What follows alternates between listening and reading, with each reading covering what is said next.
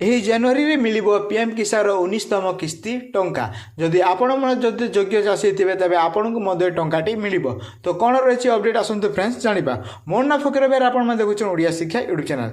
ତ ଏମିତି ଭିଡ଼ିଓ ଦେଖିବା ପାଇଁ ଫ୍ରେଣ୍ଡସ୍ ଆମ ଓଡ଼ିଆ ଶିକ୍ଷା ଚ୍ୟାନେଲ୍କୁ ସବସ୍କ୍ରାଇବ୍ କରନ୍ତୁ, ପାଖ ଦେବାକୁ ଦବାଇ ଦିଅନ୍ତୁ। ତ ଚାଲନ୍ତୁ ଫ୍ରେଣ୍ଡସ୍ ବେଶୀ ଦେରି କରି ଭିଡ଼ିଓକୁ ଆମେ ଆରମ୍ଭ କରିଦେବା। ମିଳିବାକୁ ଯାଉଛି ପିଏମ୍ କିଷାନର 19ତମ କିସ୍ତି ଟଙ୍କା। ଏହି ଜାନୁଆରୀ ମାସରେ ମିଳିବାକୁ ଯାଉଛି ପିଏମ୍ କିଷାନର 19ତମ କିସ୍ତି ଟଙ୍କା। ଆପଣ ମଧ୍ୟ ଜଣେ ଯୋଗ୍ୟ ହିତାଧିକାରୀ ହୋଇଥିବେ ତେବେ ଆପଣଙ୍କୁ ମଧ୍ୟ ଏ ଟଙ୍କାଟି ମିଳିବ।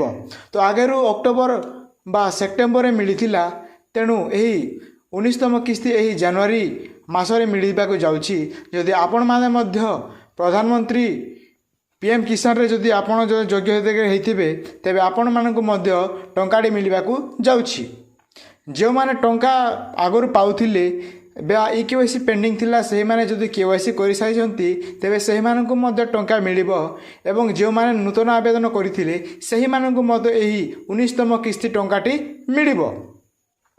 ତେବେ ଆପଣ ଜଣେ ଯୋଗ୍ୟ ହିତାଧିକାରୀ ହୋଇଥିବେ ତେବେ ଆପଣଙ୍କ ଆକାଉଣ୍ଟକୁ ଏହି ଜାନୁଆରୀ ମାସର ଲାଷ୍ଟରେ ଆପଣଙ୍କୁ ଆକାଉଣ୍ଟକୁ ଟଙ୍କା ଟ୍ରାନ୍ସଫର୍ ହେବ ବୋଲି ସୂଚନା ଦେଇଛନ୍ତି। ଏପର୍ଯ୍ୟନ୍ତ ସ୍ଥିର ହୋଇନାହିଁ କି ତାରିଖ କି ଆପଣମାନଙ୍କୁ କେଉଁ ତାରିଖରେ ଆପଣମାନଙ୍କ ଟଙ୍କାଟି ଆସିବ, କିନ୍ତୁ ଏହା ସ୍ପଷ୍ଟ ଯେ ଏହି ଜାନୁଆରୀ ମାସର ଲାଷ୍ଟରେ ଆପଣମାନଙ୍କୁ ମିଳିବାକୁ ଯାଉଛି ପିଏମ୍ କିଷାନର ଟଙ୍କା। 19ତମ କିସ୍ତି ଟଙ୍କା ପାଇବା ପାଇଁ ଲୋକେ ଅନେକ ଆଶା କରିଛନ୍ତି। ଜଣେ ଯୋଗ୍ୟ ଚାଷ କରି ହିତାଧିକାରୀ ହୋଇଥିବେ ତେବେ ଆପଣମାନଙ୍କୁ ମଧ୍ୟ ଏହି ଟଙ୍କାଟି ମିଳିବାକୁ ଯାଉଛି।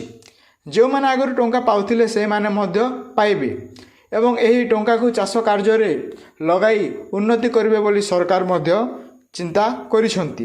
ସେଥିପାଇଁ ଆପଣ ଯଦି ଯୋଗ୍ୟ ଚାଷୀ ହୋଇଥିବେ ତେବେ ଆପଣମାନଙ୍କୁ ଏହି ଜାନୁଆରୀର ଲାଷ୍ଟରେ ଆପଣମାନଙ୍କୁ 19ତମ କିସ୍ତି ପିଏମ୍ କିସ୍ତି ଟଙ୍କାଟା ଆପଣମାନଙ୍କୁ ବ୍ୟାଙ୍କ ଆକାଉଣ୍ଟକୁ ଟଙ୍କା ଟ୍ରାନ୍ସଫର୍ ହେବ ବୋଲି ସୂଚନା ମିଳିଅଛି। ତ ଏହା ଥିଲା ଫ୍ରେଣ୍ଡସ୍ ଆଜିର କିଛି ନ୍ୟୁ ଅପଡେଟ୍। ଯଦି ଅପଡେଟ୍ଟି ଭଲ ଲାଗିଥାଏ ତେବେ ଆପଣମାନଙ୍କ ସାଙ୍ଗମାନଙ୍କ ମଧ୍ୟରେ ଭିଡ଼ିଓକୁ ସେୟାର କରିଦିଅନ୍ତୁ ଏବଂ ଏମିତି ଭିଡ଼ିଓ ଦେଖିବା ପାଇଁ ଫ୍ରେଣ୍ଡସ୍ ଆମ ଓଡ଼ିଆ ଶିକ୍ଷାକୁ ସବସ୍କ୍ରାଇବ୍ କରନ୍ତୁ। ଧନ୍ୟବାଦ।